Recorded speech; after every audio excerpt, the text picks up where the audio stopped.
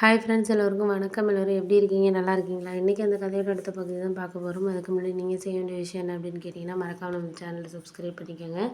கீழே இருக்க பெல் பட்டனையும் கிளிக் பண்ணுங்கள். அப்போ தான் நான் போகிற வீடியோஸ் எல்லாமே உங்களுக்கு உடனுக்குடனே நோட்டிஃபிகேஷன் வரும். மறக்காமல் சேனலை சப்ஸ்கிரைப் பண்ணிவிட்டு வீடியோ பாருங்கள் ஃப்ரெண்ட்ஸ். வாங்க நம்ம கதைக்குள்ளே போகலாம். அதனால் நான் அண்ணன்கிட்ட சொன்னேன், இது மாதிரி நம்ம பூர்வீக வீட்டை கொஞ்சம் நம்ம இப்போ போனால் வந்தால் தங்கணும் பண்ணணுன்னு அந்தளவுக்கு வசதிகள் ஒன்றும் இல்லை. இருந்தாலும் வருஷத்துக்கு ஒரு மாதம் போய் எங்கே தங்கினாலும் பண்ணாலும் குழந்தைங்களாம் தங்குறதுக்கெல்லாம் கொஞ்சம் கஷ்டமாக இருக்குது பண்ணுது. அதனால் முடிஞ்ச வரைக்கும் நம்மளால் அதை சீர் பண்ணி இது பண்ண முடியுமாண்ணே, கொஞ்சம் பணம் ரெடி பண்ணுவோமா அப்படின்னு சொல்லிட்டு நான் கேட்டேன். நானும் அதை பற்றி தாண்டா யோசிச்சுட்டு இருந்தேன். நீ சொல்கிறது உண்மை தான். எனக்கு கொஞ்சம் அதை இது பண்ணணும் தான் ஆகணும் அப்படிங்கிற மாதிரியான ஒரு எண்ணம் தான் இருக்குது. நீ சொல்கிறது கரெக்டு தான். ஏன்னா போன வருஷம் நான் ஊருக்கு போனப்பயே பிள்ளைங்கள வச்சுட்டு ரொம்ப கஷ்டமாக இருந்துச்சு. ரூம்லேயே ஒரு பாத்ரூமு அது மாதிரி கட்டிட்டோம்னா கொஞ்சம் பிரச்சனை இல்லாமல் இருக்கலாம். ஏன்னா நமக்கு மழை நேரமாக தான், அந்த நேரத்தில் தான் நம்ம பனி நேரத்தில் தான் போக வேண்டியதாக இருக்குது.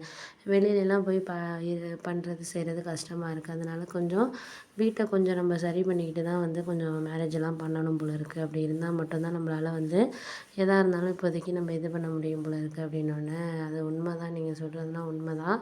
நான் முடிஞ்ச வரைக்கும் நான் பார்க்குறேன் பண்ணுறேன் அப்படின்னு சொல்லிட்டு சொன்னோன்னே, சரி பார்த்துக்கலாம், நீ எதாக இருந்தாலும் கொஞ்சம் இது பண்ணு, கொஞ்சம் இது பண்ணி நம்மளுக்கு இது பண்ணி பார்ப்போம் என்ன ஏதுன்ட்டு நம்ம பார்ப்போம். ஒரு சில விஷயங்கள் நம்மளுக்கு கொஞ்சம் கஷ்டமாக தான் இருக்கும்.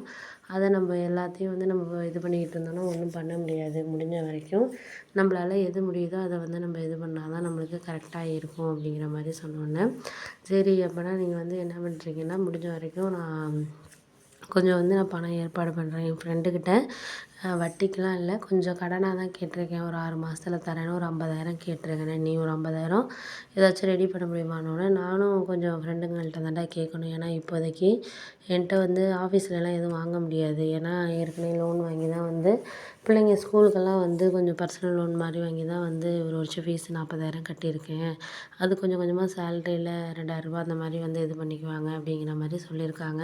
இப்போ திருப்பியும் நான் போயிட்டு கேட்டேன்னா அது சரியாக வராது. அதனால நான் வேறு யாராச்சும் ஃப்ரெண்டுங்கள்ட்ட கேட்குறேன், ஏதாச்சும் பார்ப்போம் பண்ணுவோம் அப்படின்னோன்னா, சரி நீ கேட்டுட்டு எனக்கு ஒரு வாரத்தில் என்னென்னு கொஞ்சம் முடிவு சொல்லு. முடிவு சொன்னால் தான் என்னால் அடுத்தது என்ன பண்ண முடியும் செய்ய முடியும்ன்ட்டு நான் பார்க்க முடியும்னோடனே, சரி ஓகே ஓகே அதெல்லாம் கரெக்டு தான் நீ சொல்கிறது. நானும் அந்த யோசனையில் தான் இருந்தேன். அதோட மாமாவும் சொன்னார், வீடை கொஞ்சம் சரி பண்ணி வைங்கடா, அப்படியே தான் இதாக இருக்குது, உங்களுக்கு கொஞ்சம் வசதியாக இது பண்ணணும்னா நீங்கள் தான் பார்த்து இது பண்ணணும் செய்யணும். இப்போதைக்கு நம்மளால் எதுவும் செய்ய முடியாத நிலமையில தான் நம்ம இருக்கிறோம். அதனால் முடிஞ்ச வரைக்கும் நம்மளுக்கு எதாக இருந்தாலும் நம்ம பார்த்து பண்ணுவோம்டா அப்படின்னோடனே, சரி நீ சொல்கிறதெல்லாம் கரெக்டு தானே, நம்ம முடிஞ்ச வரைக்கும் நம்ம பார்த்து ஏதாச்சும் அரேஞ்ச் பண்ணிக்குவோம். நம்ம அதுக்கு தவிர வேறு என்ன பண்ண முடியும் சொல்லு அப்படின்னோடனே, சரி நீ அதெல்லாம் ஒன்றும் கவலைப்படாத, எதாக இருந்தாலும் நம்ம கொஞ்சம் பார்த்து நம்ம இதாக இது பண்ணுவோம். அப்போ தான் எதாக இருந்தாலும் நம்ம போனால் வந்தால் தங்குறதுக்கு கொஞ்சம் ஈஸியாக இருக்கும். நம்ம அப்போதைக்கு அந்த நிலமையில நிற்கிறதுக்கு முன்னாடியே நம்ம இந்த வருஷம் கண்டிப்பாக சீர் பண்ணி ஆகணுண்ணே அப்படின்னோடனே, நான் உனக்கு ஒரு வாரத்தில் எதாக இருந்தாலும் அமௌண்ட்டை நான் அரேஞ்ச் பண்ணிவிட்டு எதாக இருந்தாலும் உன்கிட்ட நான் சொல்கிறேன்டா பண்ணுறேன் அப்படின்னோடனே, சரி பார்த்துக்கலாம், நான் எதாக இருந்தாலும் இது பண்ணிக்கிறேன். ஒரு சில விஷயங்கள் நம்ம முன்னெச்சரிக்கையாக பண்ணிக்கிறது தான் நல்லது அப்படின்னோடனே, சரிண்ணே நீ ஒன்றும் இது பண்ணாத, நான் பணத்தை ரெடி பண்ணிக்கிட்டு ஓரளவு நான் இது பண்ணுறேண்ணே அப்படின்னோடனே, சரின்னு சொல்லிட்டு நாங்கள் அதுக்கப்புறம் வேலைக்கு கிளம்பி போயிட்டேன். அதுக்கப்புறம் என் ஒய்ஃபுக்கிட்ட இந்த விஷயத்த சொன்னோன்னா, அவளே சொன்னா தான், ஆமாங்க அது சரி பண்ணணும் தான்.